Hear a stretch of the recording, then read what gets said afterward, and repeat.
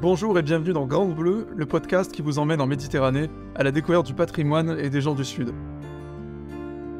Aujourd'hui, on part dans l'île de Beauté, là où la Corse a conservé son âme d'antan. Nous sommes à Corté, capitale historique de la Corse, célèbre pour sa citadelle médiévale qui domine tout le paysage, presque autant que les cimes des montagnes qui l'entourent. Mais dans ce podcast, on ne va pas parler que de Corté.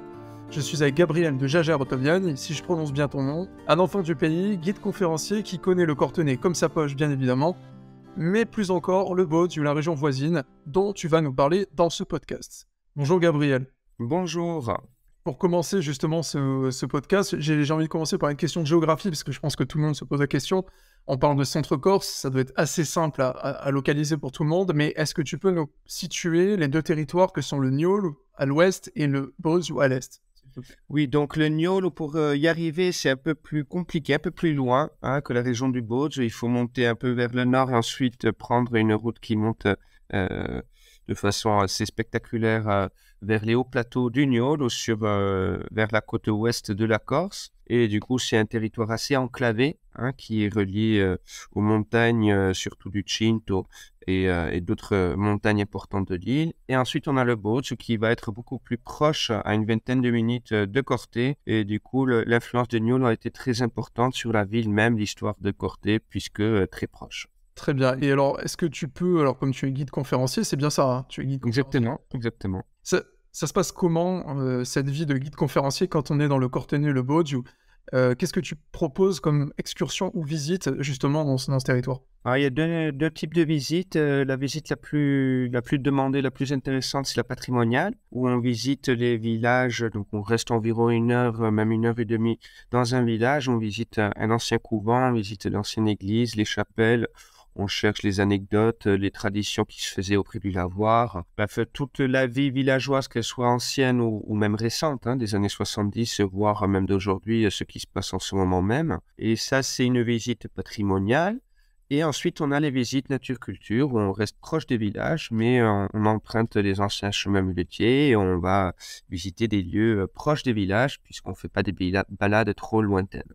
Et donc là, tu nous parles du Bauge où tu ne vas pas jusqu'au Niol ou à l'ouest ? Non, puisque en Corse, c'est vite, il y a vite des distances importantes et ça n'a pas trop de sens de se retrouver pendant des heures dans la voiture pour visiter une région, surtout en sachant qu'il y a des guides conférenciers sur toute la Corse et de plus en plus des guides qui vont travailler aussi par micro-région, en plus de travailler par exemple dans la Haute-Corse ou la Corse du Sud.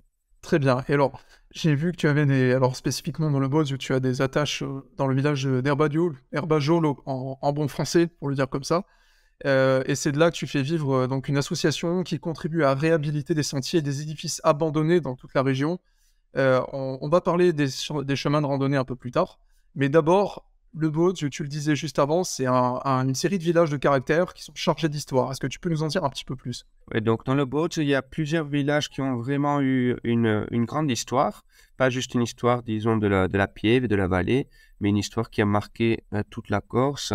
Certains connaîtront directement Bustanico, un village où il y a eu la grande révolte dans les années 1700, qui a lancé l'indépendance de la Corse, puisque c'est là où une première révolte éclate. Ensuite, on a un village comme Sermano, qui est connu par rapport à sa tradition musicale, voire le pauvre Pedro del Fucci, qui est parti récemment. Et on peut aussi évoquer Alando, avec Sambuco Alando, qui a marqué les esprits au Moyen-Âge, voire ensuite Sant'Andri, avec une énorme église qui est tout à fait étonnante au milieu du maquis.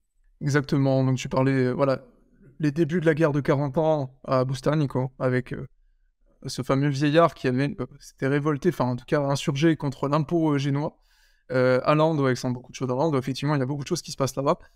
Mais quand on préparait ce podcast, tu m'as parlé du patrimoine religieux de la région. En particulier, tu me disais qu'il y avait des fresques exceptionnelles, des fresques religieuses. Qu'est-ce qu'elles ont de particulier et où est-ce qu'il faut aller si on veut voir les plus belles, justement ? Donc, ce qu'on oublie souvent, que la région de la Castaniche en Corse a été la région la plus riche de Corse. Donc là, on est dans la partie sud de la grande Castaniche, si on peut l'appeler comme ça. Et dans cette partie sud, il y avait une vraie richesse des grandes familles, hein, ou bien c'était des seigneurs, ou bien c'était des descendants ou des caporales, et ça dépend de quelle vallée on parle, de quelle famille on parle. Et du coup, c'était des gens qui avaient les moyens de financer, de payer des artistes, qu'ils soient corses ou italiens, à des différentes régions italiennes, pour travailler sur place. Donc, on va trouver, par exemple, à Sermano, des fresques à Saint-Nicolas qui sont exceptionnelles, qui sont magnifiques, hein, qui sont d'une grande envergure. À Favalello également. Et ensuite, un peu plus loin, hein, on peut aller aussi à Herbagione, mais c'est beaucoup plus petit. Hein, pour vraiment trouver les grandes fresques, il y a quelques chapelles où ça a été restauré, bien entretenu. On peut aussi évoquer Castille, là, qui est plus proche de Corte, voire ensuite la plus spectaculaire de toute la Corse, à Castello di Rustino, qui est dans la vallée juste derrière. Près de Panteno. Près de Ponteno, en montant de C'est Ponteno, ça. on arrive à Castello di Rustino. C'était auprès aussi d'un ancien château, un des rares châteaux en Corse qui a été entièrement fouillé pendant 10 ans. Donc c'est un bel endroit à visiter également. Et alors, tout ce dont tu parles là, ça se visite librement toute l'année, c'est-à-dire que, allez, imaginons je pars la semaine prochaine et je décide d'aller moi-même seul faire le tour de ces églises, de ces lieux. Est-ce que ça se visite librement? Tout le monde peut essayer de faire tout librement, mais un énorme problème d'accès par rapport à tous ces chapelles, je crois, qui sont excentrées, donc fermées. Il faut réussir à avoir quelqu'un du conseil municipal, il faut arriver au bon jour où la personne est là. C'est pas évident. C'est là aussi où j'ai vu qu'il y avait un manque d'organisation et je suis quelque part intervenu. J'ai dit là, il y a quelque chose à faire pour rendre accessibles tous ces lieux qui sont d'une grande beauté, parfois presque étonnants, hein, que ça soit petit ou grand, mais on va les retrouver dans des endroits où on s'attend rien du tout. Et ensuite, on trouve une bâtisse qui est en très bon état, qui est magnifique.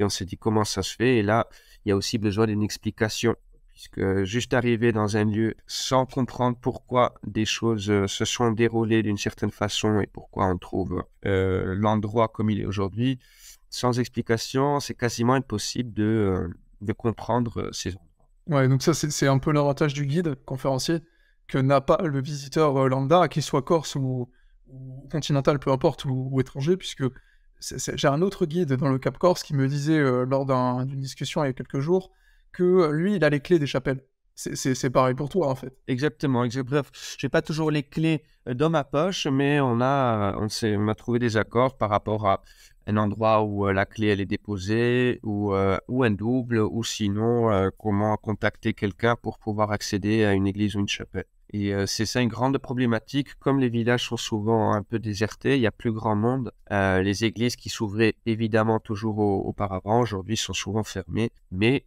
quand on s'investit, on trouve toujours un moyen de les ouvrir. Très bien. Alors, on parle surtout du patrimoine historique depuis tout à l'heure, mais quand on vient en Centre-Corse en général, et c'est forcément connu pour ça, on vient souvent pour se perdre dans le maquis. Quand on vient ici, on ne présente bien sûr plus alors la vallée de la Vestonica ou le Tavignane aussi, qui sont les classiques, les plus fréquentés bien sûr par les randonneurs du monde entier. Par contre, toi, tu as participé à l'aménagement d'un chemin incroyable qui est près de ton village, à Herbadiol, justement, ça s'appelle le sentier du hameau abandonné de Casella. C'est quoi l'histoire derrière ce chemin de randonnée? Qu'est-ce qu'on peut y découvrir? Il y a une vingtaine d'années, il y a eu une association qui s'est montée au village, à Saint-Christophe. Alors, cette association a lancé les débuts de chemin patrimonial sur la commune. Ça a bien marché. Après quelques temps, c'est un peu essoufflé et on a décidé de reprendre ça avec des amis. Et on a décidé d'agrandir ce projet, de créer d'autres chemins et de faire en sorte qu'il y ait plusieurs boucles, plusieurs possibilités dans le centre Corse, puisqu'on s'est rendu compte que tout simplement, même pour les Cortenais qui habitent à l'année, il y a le Tavignane à visiter, la Vestonica, et après, ça s'essouffle un peu, on n'a plus trop de choix. Et nous, on sait qu'il y a énormément de chemins, mais qui sont souvent oubliés, pas trop balisés, pas trop indiqués. Donc, on met énormément d'importance sur ce côté de balisage, de mise en place, d'information, d'expliquer par où on doit passer, combien de temps ça prend, qu'est-ce qu'on peut y trouver, ce qui se faisait pas du tout dans le centre. Et le hameau de Casella, alors du coup, c'est quoi l'histoire? L'hameau de Casella, c'est un hameau étonnant par sa taille, avant tout. parce qu'il y avait une trentaine de foyers, donc une trentaine de familles, on pouvait les calculer, on a retrouvé des documents, c'est 4 ou 5 personnes par famille, donc ça fait rapidement entre 120 et 150 habitants, donc c'était pas tout petit. On va y retrouver encore la chapelle en bon état, qu'on peut également visiter, avec un olivier qui a plusieurs centaines d'années. Et ensuite, au moins une trentaine de ruines. Ce village était habité jusqu'en 1945, donc c'est pas vieux. Et c'est juste avant l'époque où l'électricité, l'eau, le ciment arrivaient dans les villages de montagne. Donc on va trouver un village presque qui serait apte pour un beau film, hein, pour quelque chose un peu du Moyen-Âge ou des années 1700-1800. Et c'est ça qui est très, très intéressant. En Corse, on a plusieurs villages abandonnés ou hameaux abandonnés. Celui-là, il est intéressant parce qu'il est grand, hein, par rapport à plein d'autres villages où on peut trouver 2-3 maisons. Là, on trouve facile une trentaine, quarantaine avec le vieux four, avec tout ce qui était important pour une vie communautaire villageoise. Et il a été déserté en 45, c'est ça que tu disais? Ouais, Quelle raison? 1945, mais déjà auparavant, les familles migraient doucement vers Herbajol. Donc, les Herbajolais, ils ont tous des racines à Kazé, là, ce village qui se trouve à une trentaine de minutes à pied. Et la migration a été progressive car il y avait la route qui était arrivée à Herbajol. Il y avait des gens qui faisaient aussi fortune dans les colonies d'Indochine et ailleurs. Et étape par étape, disons, les familles vraiment pastorales de bergers étaient encore un peu accasées là, et ils voulaient tous monter vers Herbajol où il y avait plus de richesses. Donc ça s'est fait progressivement. Il y avait encore 2-3 familles qui habitaient en 1945. Ensuite, il y a eu l'incendie qui a détruit le village complètement. Et ces dernières familles sont parties. Il n'y a pas eu de morts, mais ça a été très compliqué pour certaines personnes qui se sont sauvées au dernier moment à l'intérieur de la chapelle et voire dans des baignoires en se mettant sous l'eau. Une histoire incroyable, comme on en a beaucoup dans des hameaux un peu partout en Corse, parce qu'il y a beaucoup de villages oubliés comme ça, un peu partout dans l'île. Donc celui-là, il est particulièrement exceptionnel, c'est vrai, parce que quand on fait le village de Ochi, par exemple en Balagne, ou le hameau de Radia dans la Castagniccia, c'est vrai que c'est... Bon, Ochi, c'est grand, donc j'imagine que celui de Kazé, là, par rapport à ce que tu me dis, j'imagine à peu près la même taille, la même superficie de village, ça doit être à peu près ça. Mais c'est vrai que Kazé, là, je ne connaissais pas du tout avant que tu m'en parles. Donc on voit tout l'intérêt du travail de l'association à laquelle tu participes. J'ai une dernière question avant de te laisser. Si demain je veux randonner sur ce chemin ou sur d'autres sentiers dont tu as parlé, visiter les églises, on a bien compris que il fallait les clés, ou alors en tout cas s'organiser de manière à pouvoir être accompagné, parce que c'est généralement compliqué d'y accéder, et ça peut se comprendre aussi. Mais les chemins en question, l'accès est libre, on est d'accord? Oui, et nous, l'idée, c'est vraiment de faire en sorte que les gens puissent y aller facilement et librement, car c'est de la randonnée aussi familiale surtout, hein. On ne veut pas faire des chemins trop compliqués. On est en train de faire une autre boucle, donc on a 3 boucles qui sont disponibles, qui sont prêts. Il faut non, comme on a commencé Herbajol, c'est tout simplement la personne arrive à Herbajol, ensuite il y a tous les panneaux avec les explications de combien de temps ça dure, qu'est-ce que la personne va retrouver pendant son parcours. Et ensuite, voilà, sur place, il y a aussi un petit bar, un petit restaurant, donc les personnes peuvent rester la journée sans aucun souci. Il y a aussi le gîte du village, donc il y a quelques services sur place et des chemins vraiment agréables à emprunter. Et c'est pas trop compliqué. Il y a des endroits bien ombragés aussi pour juillet-août. Donc, ça aussi, c'est expliqué par la suite sur les panneaux qu'on est en train d'installer, hein. Tout n'est pas encore fait. C'est en pleine action. Il y a encore beaucoup de travail. Encore beaucoup de travail. Bon, en tout cas, oui, et aussi, on se retrouve tous les 3 mois, hein, pour se mettre au sein d'une opérate. Donc, ça veut dire un appel à bénévoles. Et on se retrouve souvent avec une vingtaine de personnes à nettoyer un chemin, à passer un moment très convivial, très agréable, ce qui relie un peu les villageois aussi de toute la Pieve, hein, même des 2 Pièves, puisqu'on parle du Boggio, mais aussi de la Rogne. Il y a cette Pieve qui fait tout le Tavignane, hein, jusqu'à la région d'Alère. Tu parles de Piève, alors c'est une question qui n'était pas prévue dans ce podcast, mais je pense que les gens qui vont l'écouter ne connaissent pas ce terme, en tout cas sauf les Corses évidemment qui s'intéressent un peu à l'histoire. Tu peux nous dire rapidement, avec tes mots, ce que c'est qu'une piève, ce que c'était une piève? La Pieve, et aujourd'hui on l'appellerait plutôt la micro-région. C'était côté administratif, on donnait ce terme à une vallée pour définir les limites d'une vallée côté administratif pour les impôts, mais aussi pour les péchés. Donc dans une Pieve, il y a une église piévane, l'église mère, et il y a aussi un lieu où on faisait les rencontres politiques pour prendre des décisions par rapport à la Pieve, et voire à une certaine époque, il y avait même la justice piévane qui se faisait par Pieve. Alors c'est bien, ça me permet de faire la conclusion toute trouvée avec la langue corse, justement, les pieds et la langue. Est-ce que pour finir dans l'esprit du podcast et du sujet, comment est-ce qu'on remercie quelqu'un et comment est-ce qu'on dit au revoir et à bientôt en Corse? On remercie par venire ringrazio, hein.